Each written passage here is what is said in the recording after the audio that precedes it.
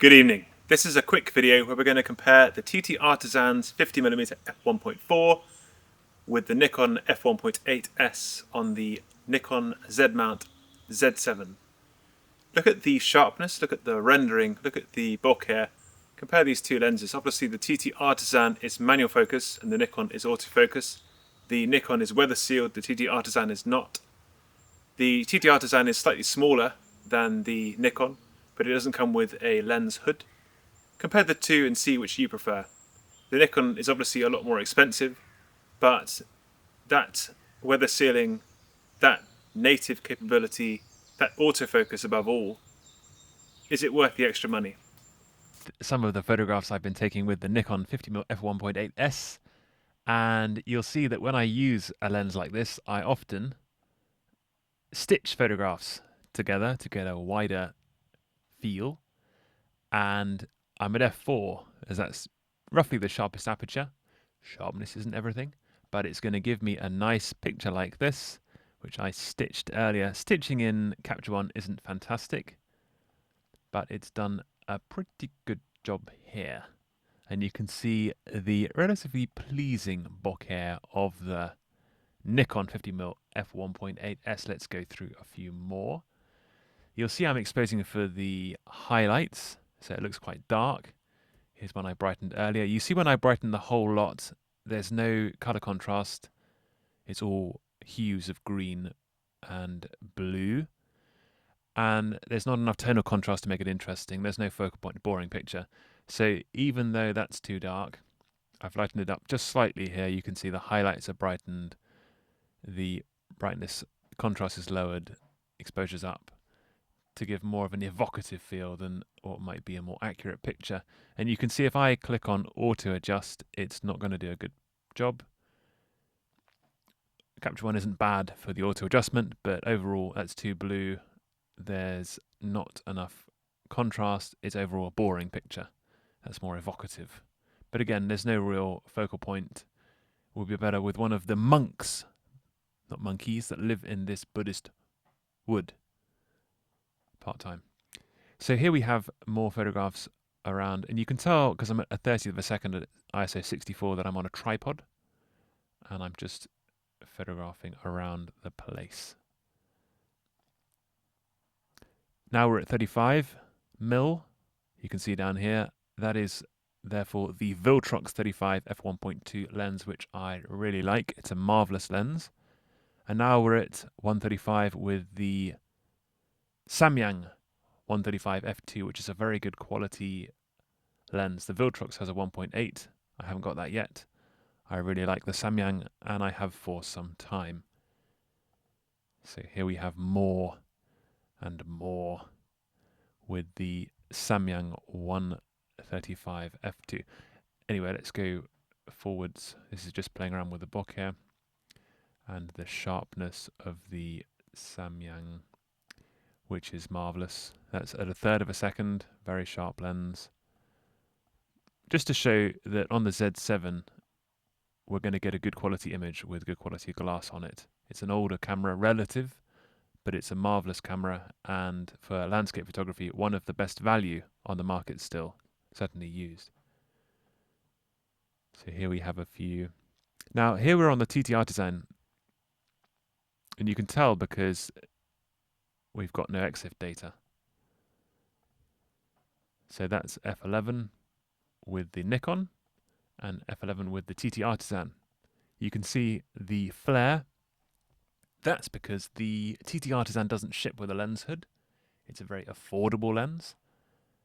But this veiling flare here, compared to the Nikon, with its better coating and lens hood, is going to be the biggest difference we'll see between the two lenses. Obviously the white balance is set manually. Although it looks like Capture One has adjusted it slightly. So let's copy the settings from there and paste them onto here. So they should now be identical.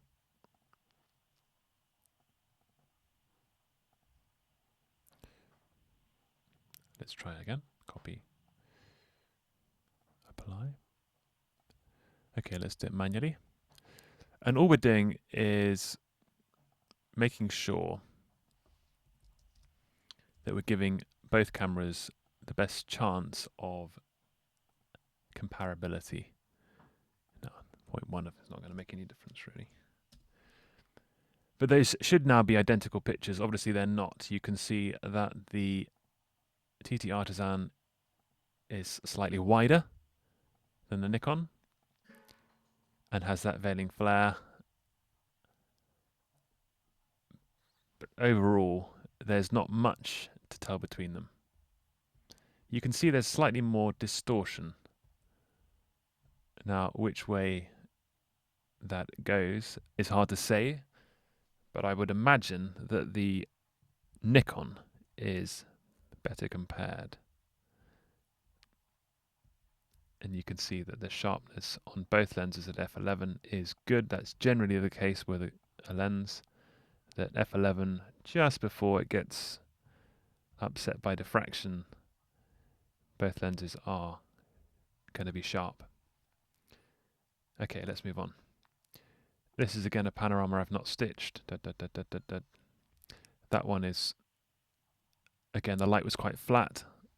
I liked the S line coming through here, but the light is too flat to really accentuate it, and even messing around with it is not going to do very much. So light makes a good photograph often.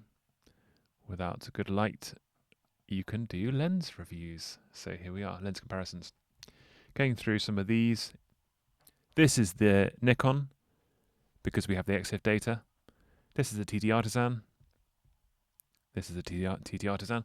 And you can see that they are very similar. The TTArtisan has slightly more vignetting in the corners.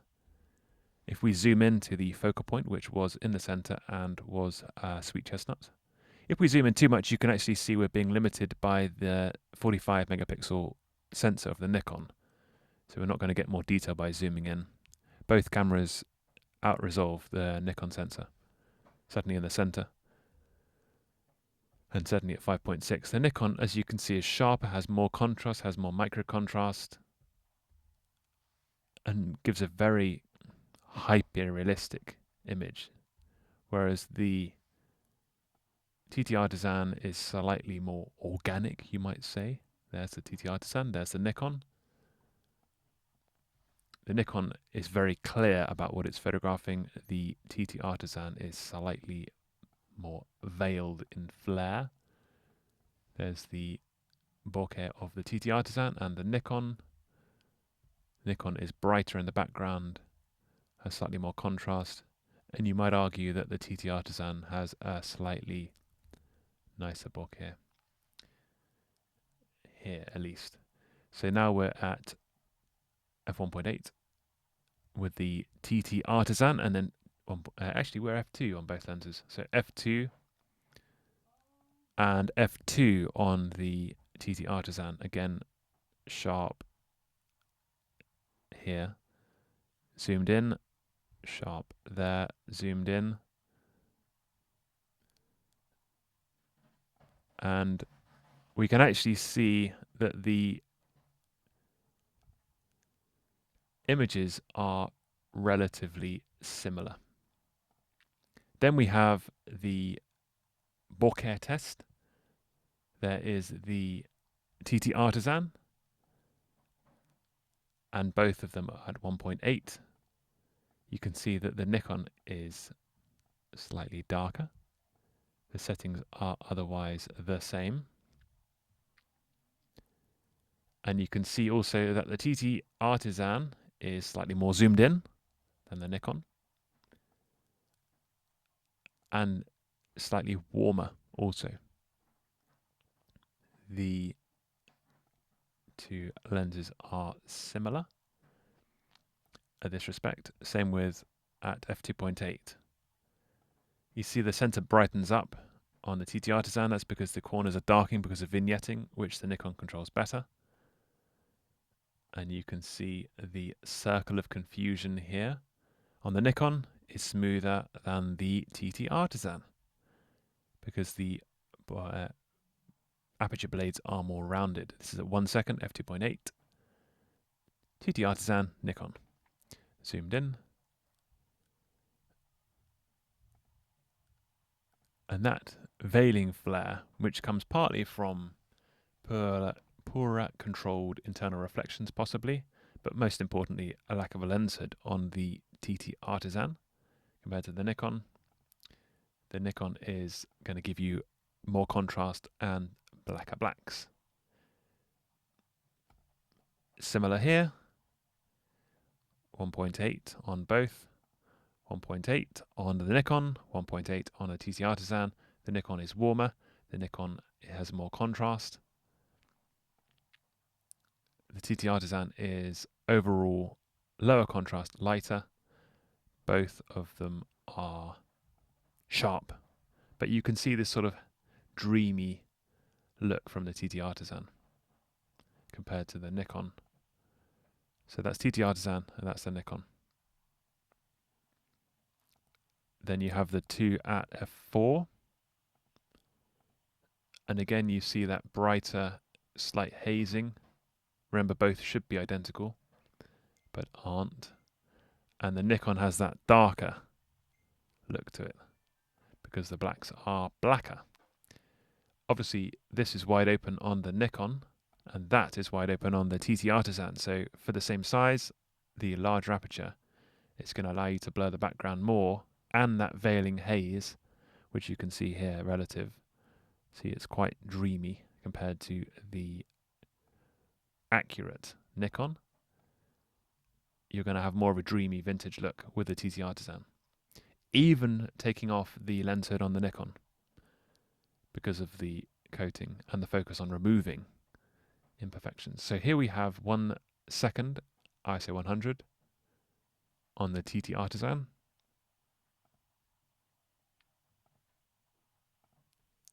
and 1 second here. So here we have the Nikon and the TTArtisan. You can see quite a difference here. The Nikon is warmer, the Nikon has more contrast, the TTArtisan has an overall veiling flare. You can see that most noticeably up here. Nikon, TTArtisan. They should be identical. They are not. And you can see the difference in the bokeh up here as well on the Nikon and the TTArtisan.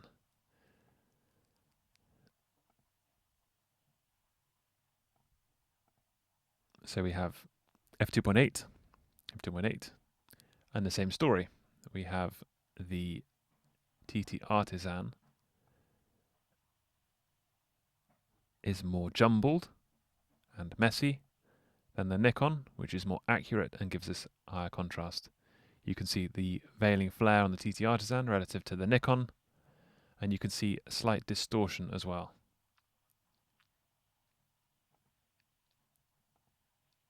.6 on both,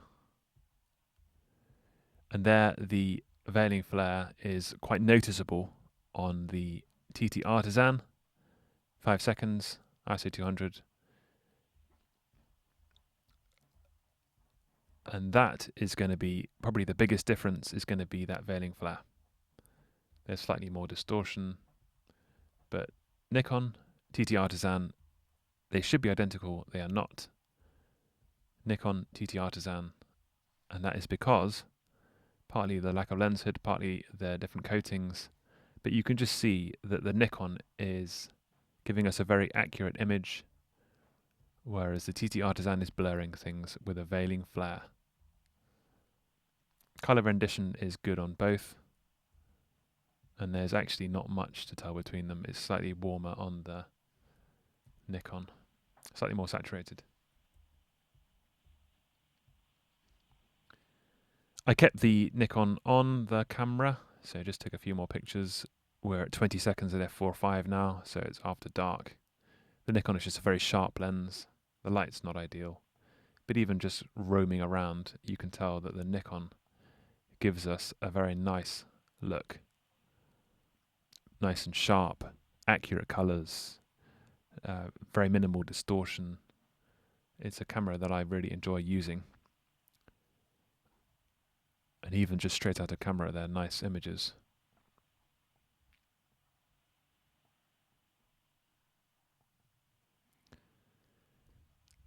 So It's one lens that I use with the Z7. It's quite a nice street photography camera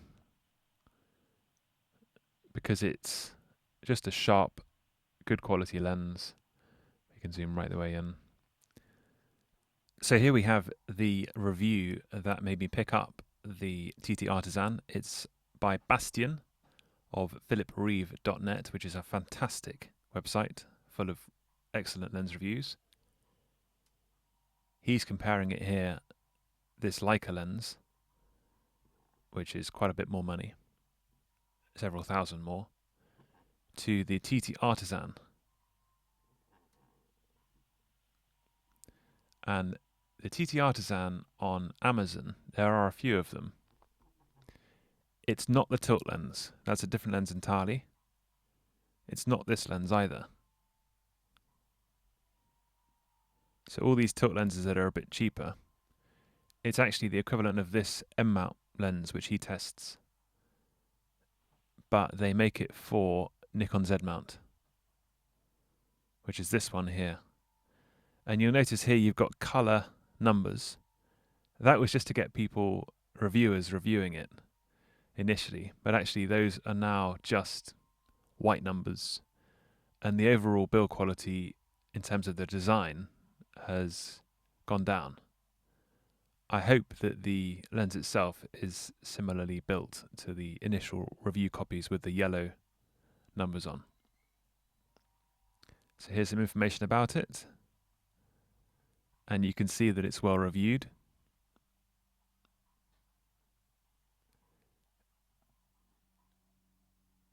There's the M-mount version, which obviously is slightly more money. And those are the different versions that they have for it. They've also got an RF mount and an L mount for SL cameras by Leica and the Panasonic Lumix full frame cameras. So that's the M-mount version, and here is the comparison by Bastian.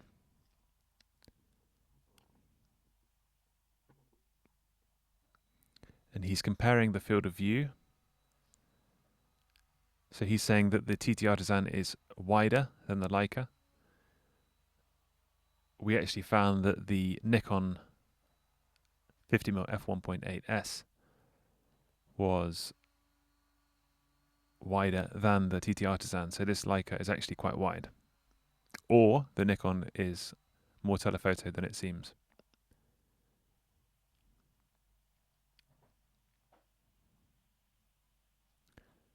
So they're quite similar. There's the Leica.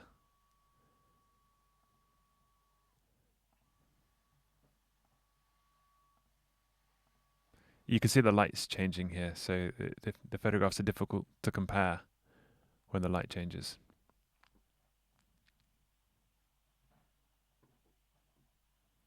I'll spoil it and I'll tell you that the conclusion is that for $4,500 or $3,000 new, the Leica is fantastic and a better lens than the TTArtisan, but actually he feels the TTArtisan was actually a very good option, a very good value relative. What I'm saying is that the Nikon, especially reduced by a third, that's probably about just less than $500 and slightly cheaper used. The nano crystal coat can explain the higher contrast, but obviously you get the lens hood on as well. What I'm saying is that the Nikon 50mm f1.8s has got that exquisite bokeh. We found that. The focus breathing we didn't test, but for video that's going to be important. And it is sharper, it is brighter, it is finer, it is a really good quality lens, and I highly recommend it, as does a whole host of reviewers you can see here.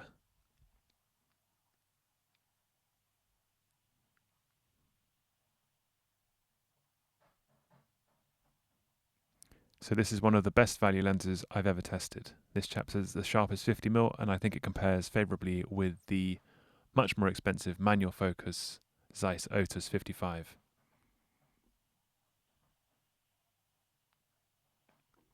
So that was the Nikon 50mm f1.8s.